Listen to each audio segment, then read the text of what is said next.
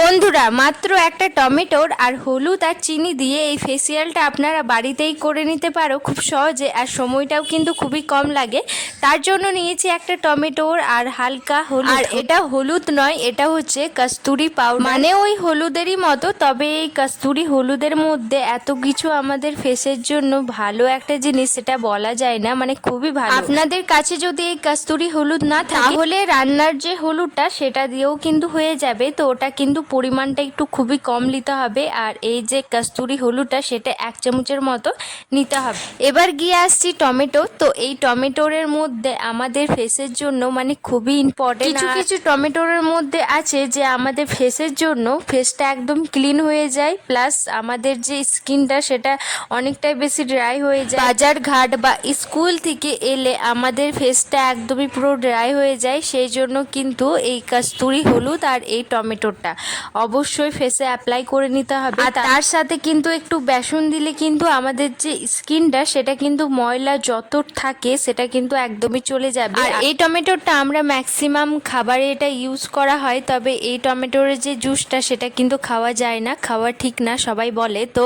এই টমেটোরের যে জুসটা সেটা আমাদের স্কিনের জন্য এতটা ইম্পর্টেন্ট। 1 চামচ বেসন নিয়ে ওটার মধ্যে টমেটোরের যে রসটা সেটা বের করে নিতে হবে 1 চামচ। এবার ওই দুটোকে মিক্স করে একসাথে আপনারা আপনাদের ফেসে লাগান। তারপর চমৎকারটা দেখবেন যে আমাদের স্কিনটা আগের থেকে এখন কতটা ডিফারেন্ট হয়েছে এটা লাগানোর পর। যাদের হাতে সময় নেই তারা কিন্তু এইভাবে নর্মাল টমেটোটা হাফ করে কেটে নিয়ে ওটার মধ্যে কস্তুরি হলুদ দিয়ে 1/2 চামচের মতো আর হালকা চিনি দিয়ে ফেসে এইভাবে আপনারা মাসাজ করতে থাকুন। তারপর পরে আপনারা রেজাল্টটা দেখবেন যে এটা কতটা বেশি ডিফারেন্ট হয়েছে। আমি তো বলবো এটা লাগান, কারণ এটা অনেকই আমাদের স্কিনের জন্য উপকার। হাফ টমেটোটার মধ্যে কস্তুরি হলুদ দিয়ে আগে তো ওটা মাসাজ করে নিয়েছি, এবার বেঁচেছে আমার হাফ টমেটোটা। তো ওটার মধ্যে আমি চিনি দেব, আর চিনি যদি আপনাদের পাউডার থাকে তাহলে কিন্তু খুবই ভালো হয়।